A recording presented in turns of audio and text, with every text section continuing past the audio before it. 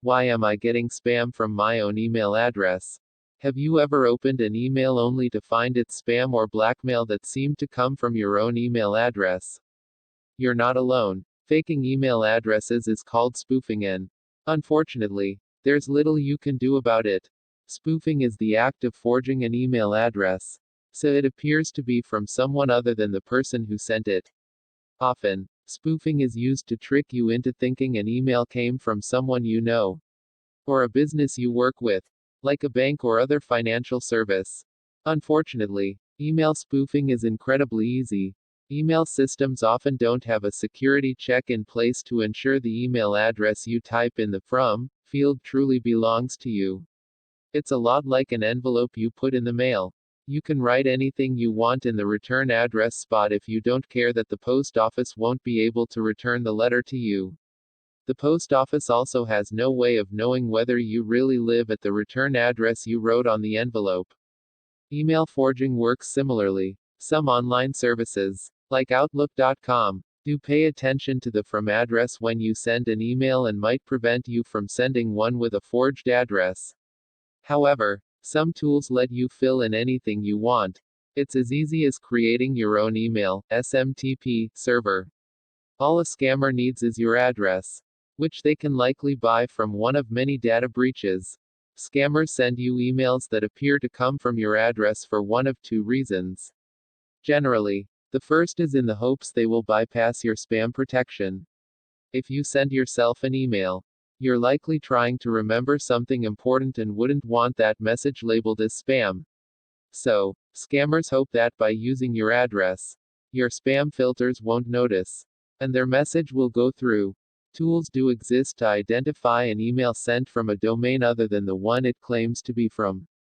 But your email provider must implement them, and unfortunately, many don't. The second reason scammers spoof your email address is to gain a sense of legitimacy. It's not uncommon for a spoofed email to claim your account is compromised. That you sent yourself this email serves as proof of the hacker's access. They might also include a password or phone number pulled from a breached database as further proof. The scammer usually then claims to have compromising information about you or pictures taken from your webcam. He then threatens to release the data to your closest contacts unless you pay a ransom. It sounds believable at first, after all. They seem to have access to your email account. But that's the point, the scam artist is faking evidence. This email appeared to come from our personal address. But a look at the headers reveals this is a simple email change trick. The fact that anyone can fake a return email address so easily is not a new problem. And email providers don't want to annoy you with spam. So tools were developed to combat the issue. The first was the Sender Policy Framework, SPF. And it works with some basic principles. Every email domain comes with a set of domain name system, DNS, records, which are used to direct traffic to the correct hosting server or computer. An SPF record works with the DNS record. When you send an email, the receiving service compares your provided domain address, at gmail.com, with your origin IP and the SPF record to make sure they match. If you send an email from a Gmail address, that email should also show that it originated from a Gmail-controlled device. Unfortunately, SPF alone doesn't solve the problem. Someone needs to maintain SPF records properly at each domain, which doesn't always happen. It's also easy for scammers to work around this problem. When you receive an email, you might only see a name instead of an email address. Spammers fill in one email address for the actual name and another for the sending address that matches an SPF record. So, you won't see it as spam and neither will SPF. Companies must also decide what to do with SPF results.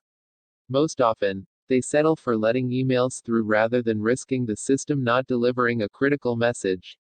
SPF doesn't have a set of rules regarding what to do with the information, it just provides the results of a check. To address these issues, Microsoft, Google, and others introduced the domain-based message authentication, reporting, and conformance DMARC validation system.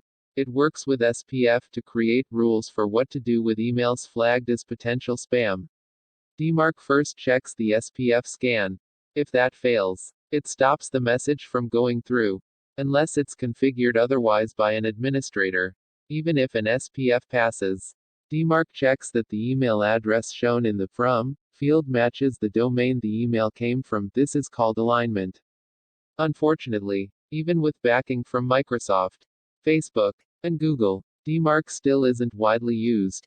If you have an Outlook.com or Gmail.com address, you're likely benefiting from DMARC. However, by late 2017, only 39 of the Fortune 500 companies had implemented the validation service. The email at the top appeared to come from our personal email address. Thankfully, it went straight to junk. Unfortunately, there's no way to prevent spammers from spoofing your address. Hopefully, the email system you use implements both SPF and DMARC, and you won't see these targeted emails.